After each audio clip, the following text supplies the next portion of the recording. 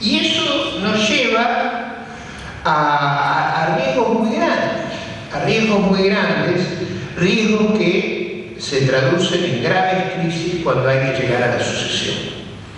Por eso, cada vez que hay sucesión en estos regímenes, el problema se vuelve extraordinariamente grave. Ahora, no hay sucesión porque a alguien se le ocurrió que debía dejar el poder y ser transitorio. Acá hay sucesión solamente si muerte. Está clara la concepción central y decisiva. El segundo rol importante y decisivo es la ausencia de intermediación, la ausencia de representatividad. La construcción de los regímenes políticos que dieron lugar a los países más prósperos del mundo tuvieron una característica central, que fue el fraccionamiento del poder, el control del poder. ¿Justamente para qué? Para crear previsibilidad, para evitar los excesos, para evitar el despotismo. La clave, para ponerlo en términos de esa constitución que nosotros tenemos, esa constitución tan valiosa que tantas veces desconocemos, nuestro país adopta la forma republicana representativa y federal. Cuando ustedes dicen republicano representativo y federal, dicen no identifique el poder del Estado con el poder personal o de su partido. Cuando dicen representativo es no se arrogue el mando de la sociedad, no convierta al Congreso en una escribanía de sus deseos, no desconozca el poder judicial. Y cuando dice federal, dice reconozca la particularidad, la peculiaridad y el autogobierno de las entidades locales y de las entidades provinciales. Es en ese entramado de control y equilibrio del poder que se han creado las sociedades prósperas. Por eso el mejor programa de la Argentina para el futuro es volver a la Constitución Nacional. Eso es todo un programa de gobierno. Es todo un formidable programa de gobierno que yo creo que debe prestársele singular atención. Esa pérdida de mecanismo de control son los que generan en la sociedad argentina ese enorme temor sobre el futuro. Porque estamos en manos de acciones discrecionales, arbitrarias, que no sabemos por cuáles pueden ser, ni qué capricho van a abastecer. Y es en esa falta de instituciones donde encontramos el eje de nuestra desventura. El tercer elemento muy decisivo para el futuro es la concepción de todas estas fuerzas políticas que predominan en Venezuela y en Argentina del democratismo. ¿Qué es el democratismo? Es la idea que el que tiene la mayoría hace lo que quiere. En el sistema republicano representativo federal no es así. El que tiene la mayoría gobierna sujeto a la ley y a la Constitución, respetando el debido proceso. En el democratismo, ustedes lo habrán escuchado hasta el hartazgo, tenemos el 54, hacemos lo que creemos. Y como creemos en eso, vamos a hacer lo que podamos y lo que no debamos para asegurar que en la elección que viene conservemos la mayoría. Por eso, en otra época de nuestra historia, que las fundaciones, que los grupos independientes, que los ONG se dediquen a promover ser fiscal me parece un delirio. Acá no es un delirio. Acá todos sabemos que si no custodiamos y cautelamos la elección, si no tenemos el compromiso cívico de hacerlo, podemos perder la democracia el día del sufragio, como le pasa a los venezolanos. ¿Algunos de ustedes por ventura creen que un sistema de voto electrónico necesita 5 horas para saber el resultado? ¿Algunos de ustedes creen que el resultado que anunciaron en Venezuela es el verdadero resultado? Todos ustedes saben que esas 5 horas ustedes estuvieron tratando de persuadirlo, seducirlo, inducirlo o chantajearlo, señor Capriles, para que se dé por derrotado. Ese tema es un tema central para nuestro futuro, cívico, político y económico. porque es solamente bajo el sistema de las normas y del Estado de Derecho que funcionan las economías modernas. Bajo el otro sistema, todas nuestras libertades, todo nuestro emprendimiento, toda nuestra innovación va a ser esterilizada por el mecanismo autoritario, por el mecanismo totalitario. La otra gran característica de estos regímenes, por eso, a pesar de la abundancia de recursos, estamos todos en un año. En Venezuela, la situación es de una restricción de milicias y de una crisis. Fíjense que el debate de la última semana fue sobre el rollo del papel higiénico.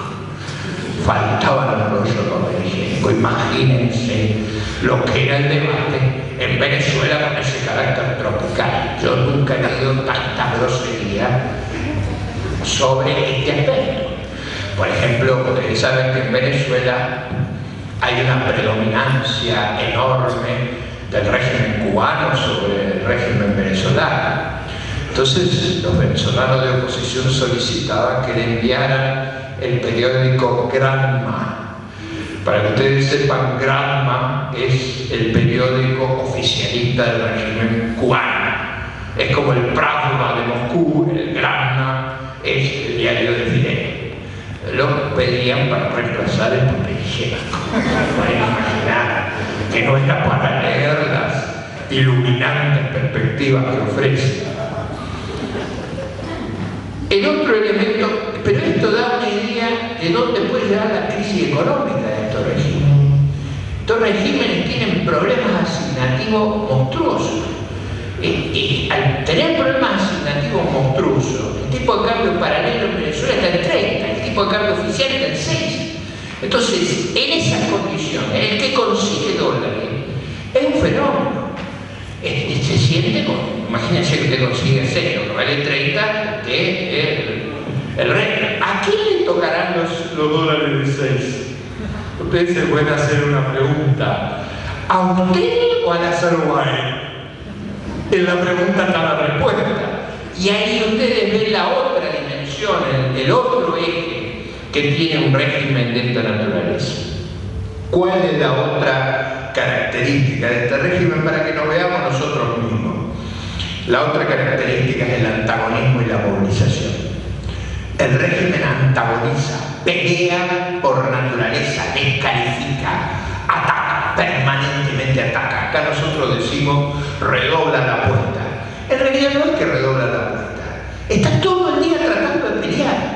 Porque es en la pelea, en la división, en el antagonismo que junta fuerza. Y nos obliga, si no percibimos el problema, a batirnos en retirada. Si lo percibimos, nos hacemos cargo de la historia, sabemos que nos tenemos que organizar para enfrentarlo, porque está en juego nuestra supervivencia como sociedad abierta, democrática y pluralista. La otra gran característica de estos regímenes que confunden toda la discusión es un formidable aparato de prensa. Un aparato descomunal. En Venezuela, la clave del aparato de prensa era el programa televisivo de Chávez, el Aló Presidente. Ustedes se imaginan lo que es escuchar a Chávez durante 8 horas. Ensayar, además de sus recetas culinarias, su canto, su baile, sus opiniones, sus descalificaciones. Nosotros no tenemos un personaje con el carisma de Chávez, tenemos fútbol para todos. Si ustedes, yo no sé si ustedes, algunos, supongo que no todos tienen ese interés por el fútbol, pero yo muchas veces miro con detenimiento fútbol para todos, no los partidos que son bastante desesperantes. En algunos casos no tanto porque en mi equipo vamos bien, pero digo, son en general desesperantes. Pero si ustedes siguen las propagandas y las explicaciones que acompañan fútbol para todos, ustedes dicen, yo me quiero mudar a ese país. Es un país espectacular, lo que pasa es que no lo encuentra en ningún lado, solo fútbol para todos. Y es ese aparato publicitario y de divulgación el que constituye el centro de toda la estrategia política. Es agobiante y abrumadora la ausencia del aparato oficialista. Y ustedes ven cuál es el verdadero problema de ese aparato. Es la prensa libre. La prensa libre. Y para jorobar a la prensa libre están pensando de todo. Por eso, ustedes saben que nosotros somos un país que le sobra papel de diario. Nos sobra el papel de diario. Nosotros no tenemos un problema con el papel de diario. En realidad tenemos un problema porque sobra el papel de diario. No hay higiénico por ahora. El papel de diario sobra. ¿Cuál es el tema que está surgiendo? Ver cómo jorobamos papel de prensa, cómo creamos el problema del papel. ¿Creen ustedes que porque hay ahí un proyecto empresario? No. Es que controlar el papel de prensa ha sido decisivo y vital para asegurar que haya una narrativa única, un discurso único. Y desgraciadamente, en la sociedad argentina ha habido muchas complicidades. Yo no sé si ustedes han visto que los grandes diarios de la capital federal, parte del empresariado ha suprimido los avisos. ¿Para qué suprimen los avisos? Bajo una orden gubernamental, que no está escrita, que no está dicha en ningún lugar, pero que intenta ahogar a la prensa libre. Y digo esto porque si no percibimos la catadura de las amenazas y los riesgos que estamos corriendo, nos arriesgamos a llorar por lo que no supimos defender. Por eso es muy importante ser consciente de estas características. ¿Cuáles son los aspectos económicos de este sistema? Yo diría que tienen cuatro grandes características. La primera es el mercantilismo. ¿Qué es el mercantilismo? Es elegir a quién le toca producir, quién puede exportar, quién puede realizar una tarea productiva. Y les voy a dar un ejemplo. El gobierno ha decidido fundir a la producción frigorífica y ganadera. Ha hecho un destrozo de una de las industrias más eficientes y competitivas que tenía la Argentina. Ustedes saben que nosotros tenemos dos cuotas en el mercado internacional espectaculares. Una es la cuota Hilton. Para los que no están informados de lo que es la cuota Hilton nos dejan entrar a Europa con cortes en 30.000 toneladas sin pago de impuestos. ¿Qué hacíamos en la época de normalidad, en tiempo de la República?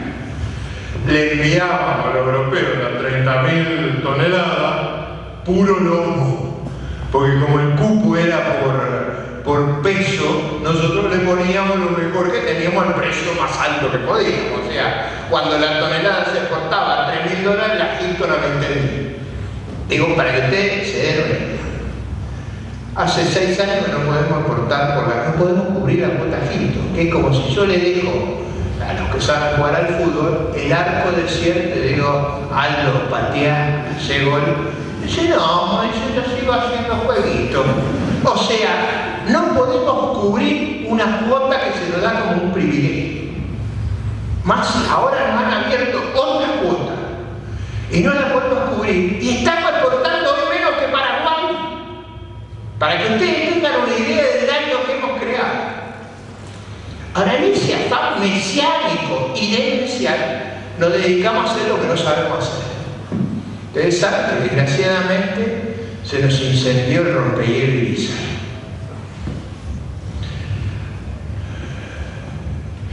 Estamos tratando de hacer la aventura industrial de rehacerlo en un lugar que no es un astillero, sino que es un taller de reparaciones. Ya llevamos gastado 4 veces lo que vale el Irizar y no tenemos el Irizar. Ese mercantilismo de dedicarnos a hacer aventuras de lo que no sabemos y quebrar lo que sabemos hacer forma parte de este delirio, pero es un delirio que produce beneficios cercano al régimen. Pregúntenle a Lázaro. Ustedes vieron que acá todos nos decimos por el nombre. La presidenta de todo el mundo le dice Cristina, a mí me dice Ricardo, y a Baile le dice Lázaro. Lázaro no es el de los evangelios, aunque hay otra que resucitada ha tenido.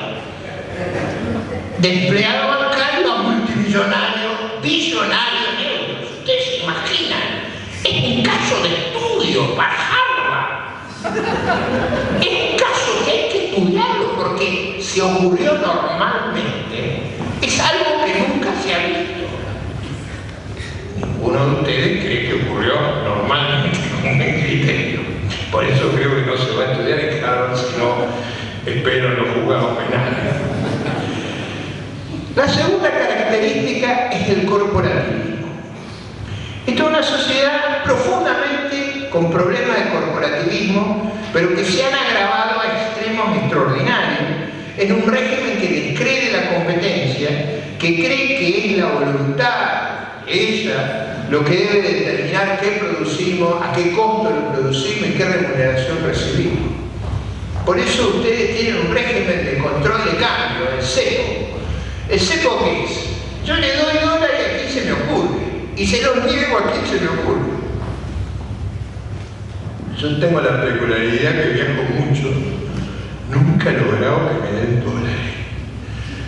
O sea, pongo lleno el formulario, nunca me aparecen los dólares. Nunca me toca. Yo tengo varios nietos viviendo en Estados Unidos, entonces siempre tengo ganas de ir a visitar. A mi mujer, que no lleva el apellido de casada, ya. Entonces mi mujer ha desarrollado la nueva tesis que tenemos que permanecer casados, si no, no tengo acceso ni a los dólares ni a los nietos.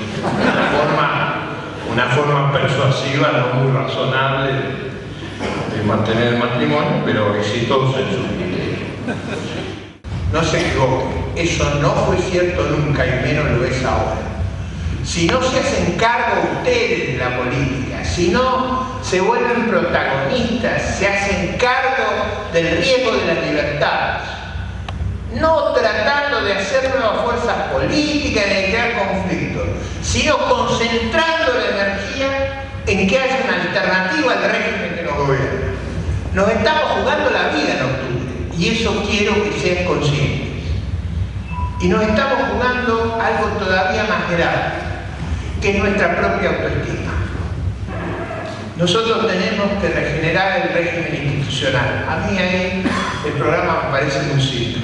Volver a la Constitución Nacional, volver a la división de poderes, volver al federalismo, volver a la transparencia de la información pública, volver al debido proceso, volver en última instancia a las prácticas, los usos y las reglas que nos impulsó ese célebre tucumano que fue Juan Bautista Alberdi. Eso es lo que tenemos que hacer. Pero no es eso solamente. Es esa república que soñó Alberdi. Ese país próspero posible tiene un componente moral inescindible. Solo se reacciona cuando se llega al hartazgo. Y a mí me parece que ha llegado el momento que los argentinos expresen su hartazgo, pero no en una lloradera de sus problemas, sino que expresen su hartazgo en una decisión y en una voluntad de cambio que permita evitar que las garras del totalitarismo se apoderen definitivamente de nuestra patria. Muchas gracias.